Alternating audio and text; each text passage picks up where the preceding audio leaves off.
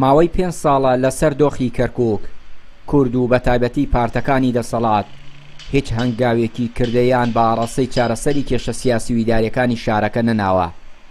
ئێستاش لە سەروبەنی پێکەنانی حکوومەتی نوێی عێراقدا هێشتا ئاساییکردنەوەی دۆخی کەرکووک و جێبەجێکردنی مادەی 140 دەستور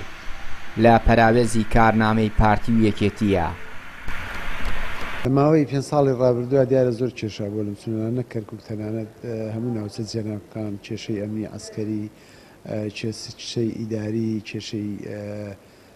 جوتیارەکان، زەویە کوشتکاڵیەکان دیارە ئەمە هەموو پێوەستە بە مادەی 140ەوە زیاتر و ئێمە دەستورێکمانێ لە عێراقا هەموو خەڵکی عێراق دەنجی پێداوە ئەو ئیستیحقاقی هەموو مکەونەتەکانی تایە و بەتایبەتی ئەم سنوورانش. ئەوە من ئەیگەڕێنەوە بۆی لەبەرەوەی حیزبە کوردستانیەکان یەکگرتوونین، یەکدەنگین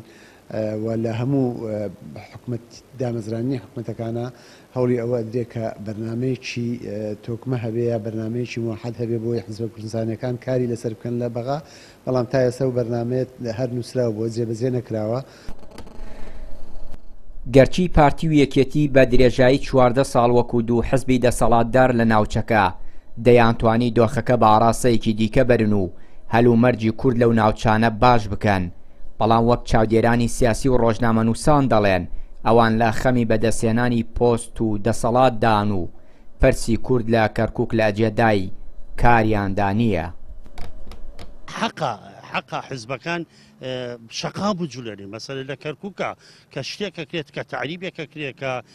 ناحەقیەک بەرامبەر گەلی کورد دەکرێت لەم شارە، یعنی حزبەکان ئەندامیان حزبەکانی دەسەڵات بابێن لەم شارە شقا بجولێنن، یعنی نەک ناتوان شقا بجولێن بەد یعنی لە ڕێی ڕێکخراوە تایبەتیەکانی خۆیانەوە شقامیانیش کب کردووە نان شقام بجوڵێ. لە تەشکیلکردنی حکوومەتی نوێی بەغا ئەبینین هیچ بەندێک دەربارەی مەسەلەی کەرکووک، هیچ دانوستاندنێک دەربارەی بابەتی کەرکووک و ناوچە جەناوەکان نییە. بەداخەوە بە تایبەتی یەکێتی و پارتی لە دوای 2023ەوە و بە تایبەتی لە دوای 16 ئۆکتۆبەرەوە بەردەوام کەوتونەتە گیانی یەکتر، هەموو هەوڵیان ئەوە بووە یەکتر بشکێنەوە، نەیانتوانێت ئیش لەسەرەوە بکەن ئایا خەڵکی لەم شارە پێویستی بە چییە، با پرسیارێکی ئەساسی بکرێ ئەلێرەدا لە دوو هەڵبژاردننی پێشووتردا بزانە خەڵکی کوردی کەرکووک لەم شارە چی بەم هێزانە وتووە، خەڵک بێهیوا بووە، خەڵک باوەڕی تەواوەتی بەوەی ئەم هێزانە تەنیا کەرکووکیانەوێت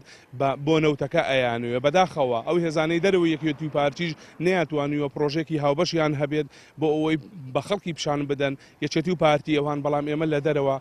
پرۆژەی باشترمان هەیە. لە دوای 16 ئۆکتۆبەری 2017 کورد بە گشتی و یەکێتی و پارتی بە تایبەتی لە بەری هەنگاوی کردەی بۆ چارەسەری کێشەکانی ناوچە کوردستانەکانی دەرەوەی دارەی هەرێم هاوشێوەی هاوڵاتیانی ئاسایی، ئەوانیش هەر خەریکی گلەی و گازندە و دەرکردنی بەیاننامە و هەنگاو و پلانی کردەیان نییە، هەر بۆیە هاوڵاتیانی کوردی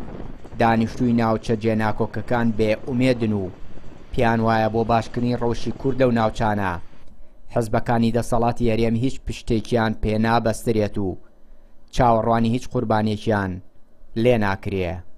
چیانوری کەناڵی پەیام، کەرکووک.